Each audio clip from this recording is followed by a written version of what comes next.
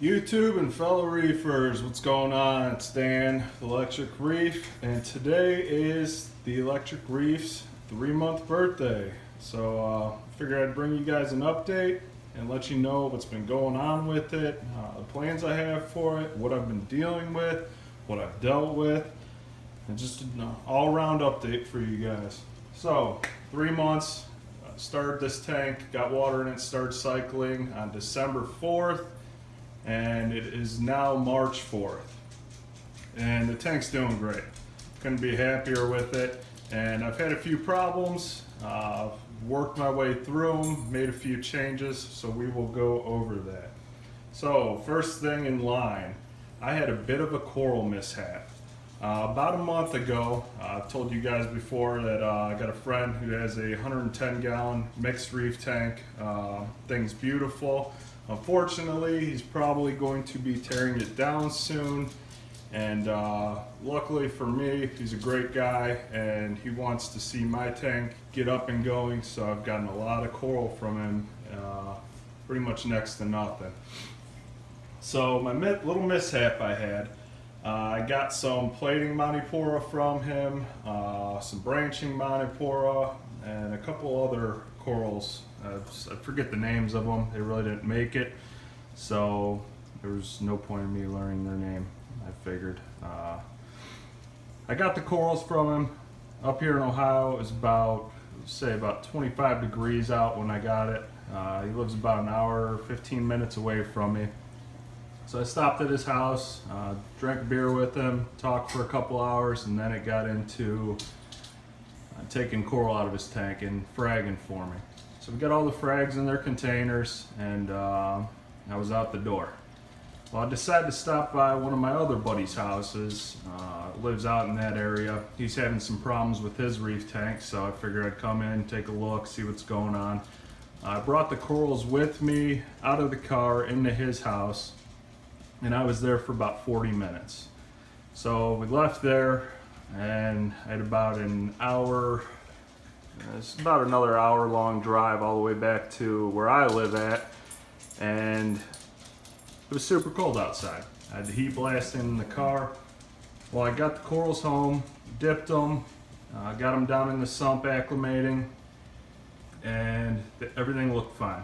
Everything looked like it was doing well. They were sliming pretty well. I figured it was because of the stress from the dip and just different water parameters, water quality.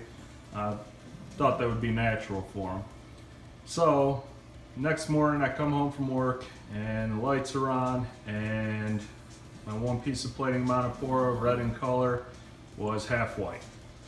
So I started freaking out, figured that's no good, this thing's gonna die. And then two of the other pieces looked bad as well. I've got some candy cane coral from him, trumpet coral. As you can see there on the left, very left, sticking off the rock, there's two heads there. Those did not look good either. They were on the edge, there was a lot of skeletal structure showing, they were discolored. I pretty much figured none of this stuff's gonna make it. None of this is going to live to see another day in Electric Reef.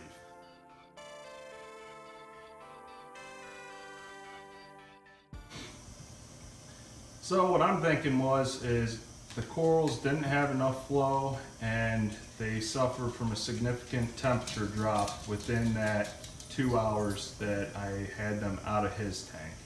All right, so my water quality right now, where's my water quality at?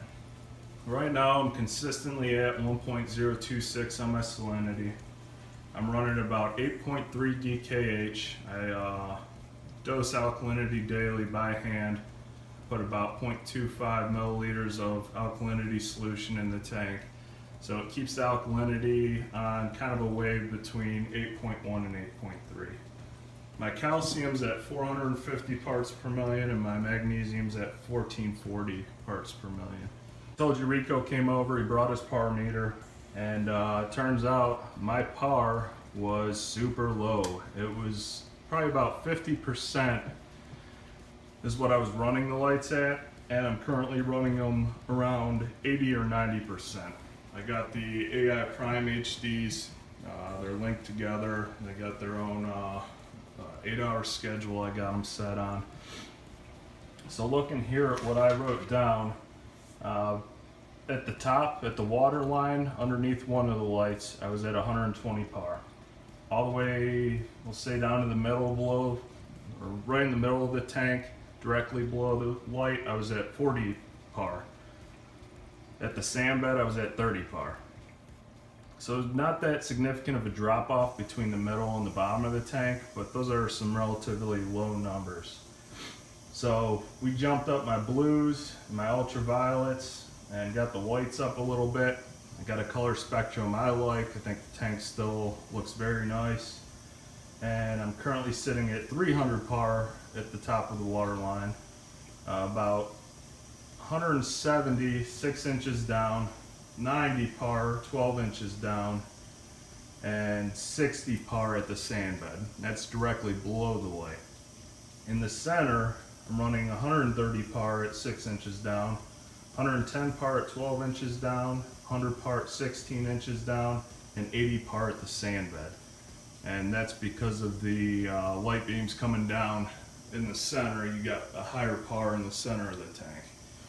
Since then, I've noticed increased growth of my green star polyps. They've just taken off, spreading across the rock, branching out over top of the rock. And that's when I started to notice the candy cane corals really starting to open up and get some color to them. And as far as I can tell, everything else likes it too. My anemone's doing great, bubble tip anemone's doing awesome, Anthalia, stuff's still doing great, zoanthids are doing good, and I'm starting to get that color back on that Montipora that was crapping out on me. So doing good par-wise.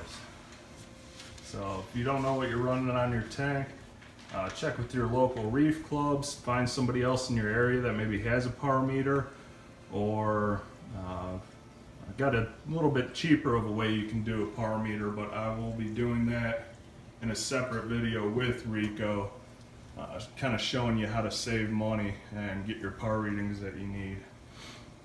What else have I been dealing with? I've been dealing with some algae, some green hair algae, which we'll cut over and take a look at right now. I went in with my little pliers right there, and I pulled out these little tufts of green hair algae that were just random spots in the tank, and these are actually die-off from my green star polyps.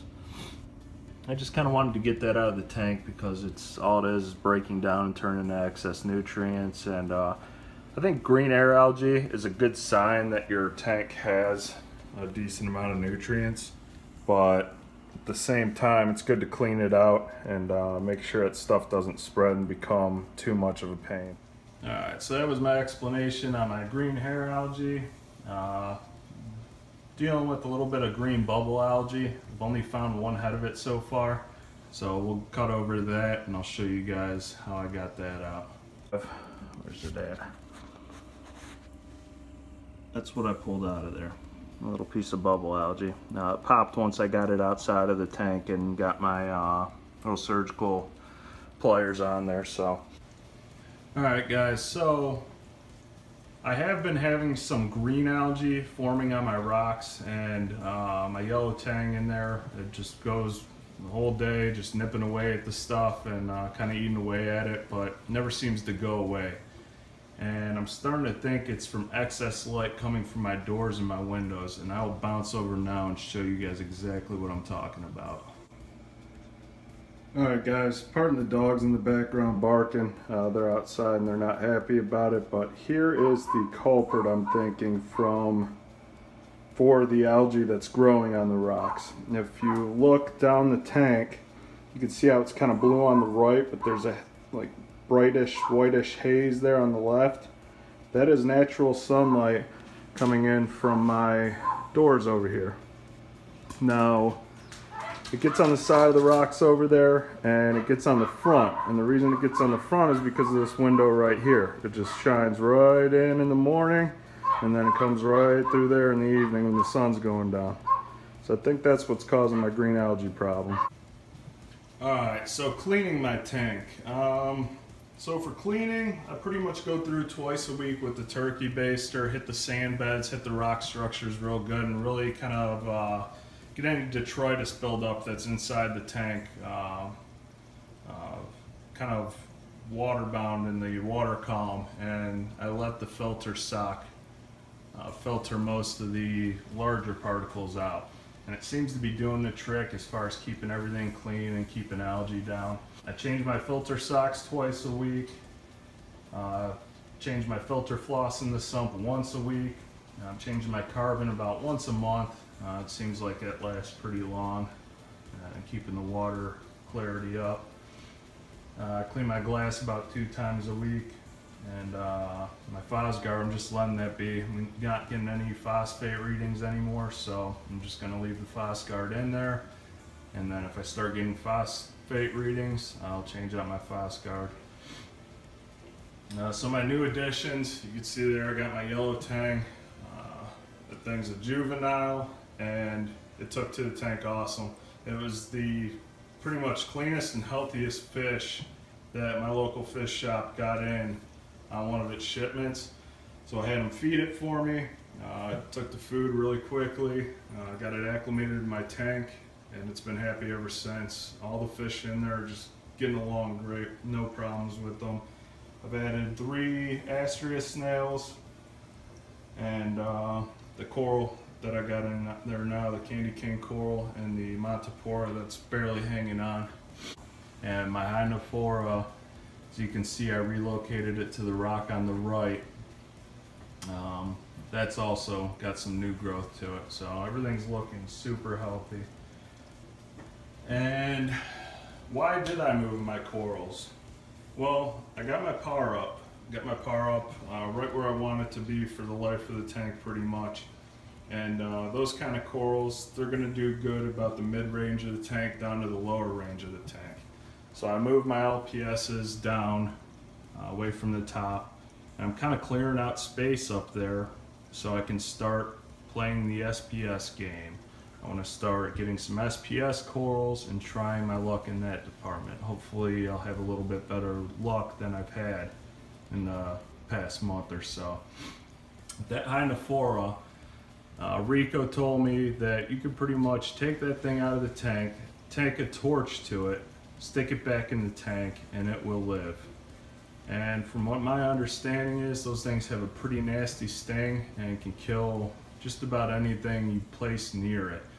So I figured I'm going to find a good spot for this thing to grow out in, and kind of keep it away from some of my other prized corals that I don't want it to kill. So I found a little spot for it over there, and honestly, I think it likes it better there. It's grown more, it looks happier with the amount of light it's getting, and honestly, I don't care if it stings some of the green star polyp over there because I have a little bit too much of it, and I'd like to kind of keep it at bay. So yeah, that's about it, guys. That's about it for Electric Reef. I am going to be upgrading the water flow in here. Right now I have a little Ecotech MP10 on there. That thing's great. I can turn it up full blast throughout the day, and then at night I just put them on random mode so the corals can get a little bit of a break from it. But Ice Cap came out with their Gyre 3K, and at the price point, I think I'm gonna go ahead and pull the trigger, get that thing in this tank, up the flow, and I think that'll be a lot better for when I start introducing SPS corals into the tank. Well, so I hope you guys like this update. Like, comment, subscribe. Let me know what you think. If you got any questions or advice for me, leave them down in the comments section, and we will see you in the future.